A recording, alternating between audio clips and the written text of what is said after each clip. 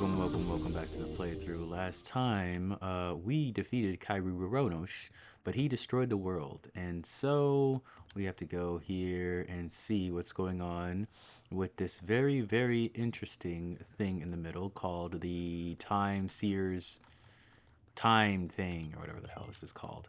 And we're going to see what's going on with it because it's absorbing all of Kairu Ronos's power and see if we can get the world back to normal. So, thanks for stopping by the playthrough. This may be the last one of this part. As we move on into version 5, I believe I will be taking a small break like last time. Actually, now that I think about it, I don't think we did have a huge break between 3 and 4. So I think I really will take a break and just do some normal little cosplay, background noise podcast videos before we jump into World 5. Version 5. Let's restore this world. We'll regenerate the world. Whoa, this is no small matter. Is that your final answer? Yes, I'm gonna restore the world. I don't think you can go anywhere here when the world's destroyed. It's literally just the town. So no worries there. You're not really missing out on any maps or any like special spots or anything. As you can see, the gates were closed. So we really just have this town map to explore. You can also talk to some NPCs in here to see what they are talking about, but they're mostly talking about the meteorite being gone and then being in a different sort of time period. And if it seems like I'm a little low energy, it's actually because I just woke up. It is actually the daytime when I'm recording this instead of super late at night, strangely enough. Turning back the world's time while maintaining even Cryonos' death is more difficult than quote thinks. If we screw this up, Cryonos will be resurrected. Q. Oh, I see. So you gotta do it the right way. But Quote's resolve to restore Astoltia is firm. Q. If that's what Quote wants, I'm willing to give a pound of flesh as a reward for your hard work until now. Q. All right. We love that. The flesh is strong. If this works, I'd like an oversized piece of chocolate as a thank you. Q. Wish me luck and watch over me, Q. No, I don't like that. That's the kind of thing you say before you die. I don't like that.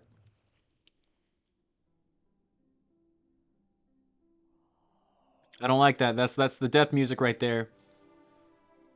It sounds so sad. I love Dragon Quest music though. Oh my goodness, it's so good. It's so good.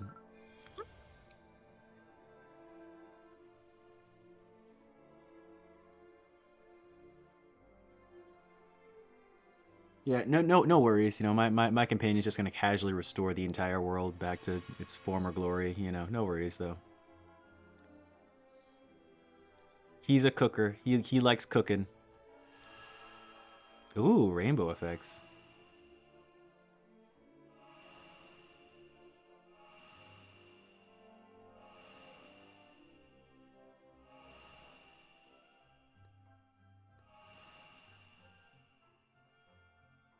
Uh-huh.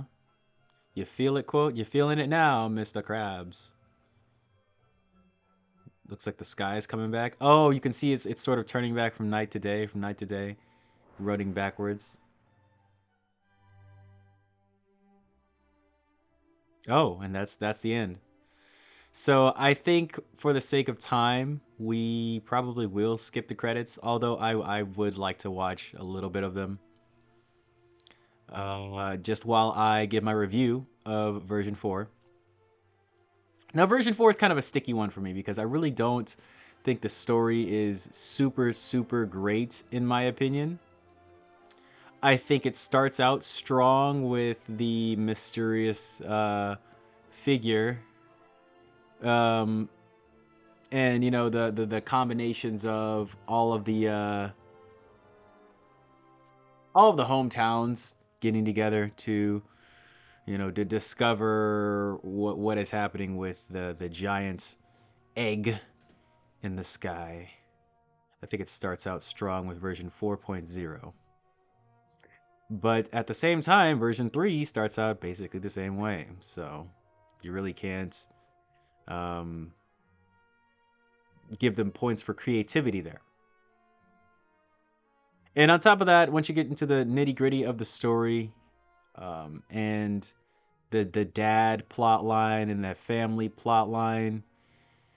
In my opinion, it kind of goes off the rails, MMO and continuity wise, just because of the whole time travel thing, and it's gonna get worse in that respects personally, version 6 and onward. But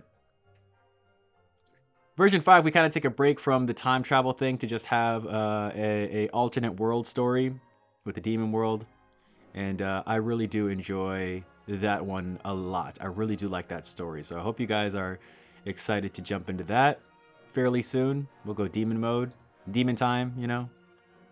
Um, and we'll have a good time dissecting that one. But essentially, the morals here and what's settle in on here is, you know, the things being most important to us being that of our origins and that of our family and that of our past shaping the future.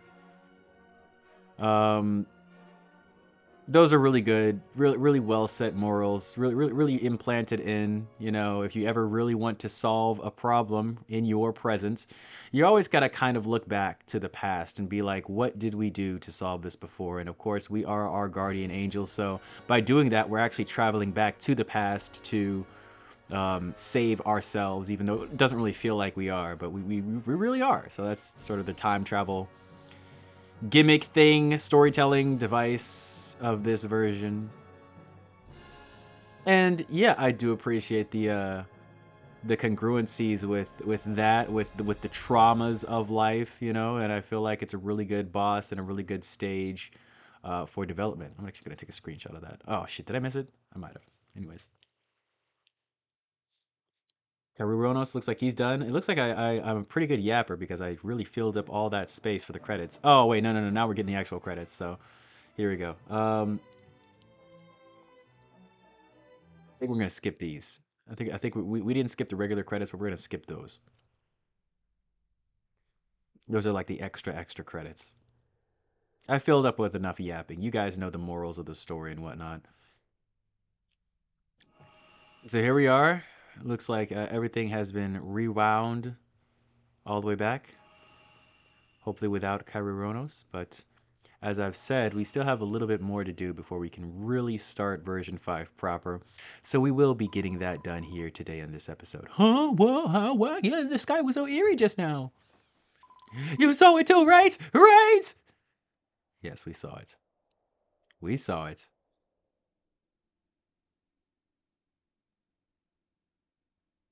Oh, he's a little tired. Oh no. Oh no. Kyroo. He's so light and squishy, like a marshmallow. You want some chocolate? Karuro's presence is imperceptible. The manipulation of the causality succeeded. Q. Now Stolti is back to normal. Q. But I'm feeling a little dizzy. Q. Oh no, he really is disappearing. Oh my god, why did I jinx it? I already exhausted myself defeating Kairotos, and on top of manipulating causality, I think I may have overdone it. Q.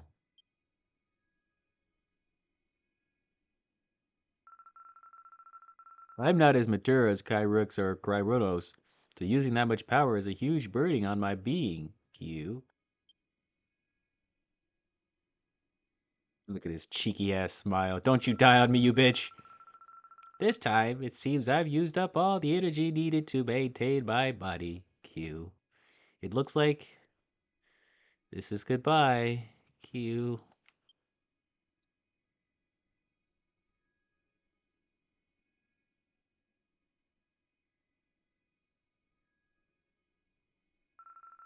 There is no need to be sad at all. Q. You might think a time fairy ceases to exist without the body, but that is not the case. Q. Although I won't be able to talk like this anymore, I will continue to watch over quote as part of the world. Q.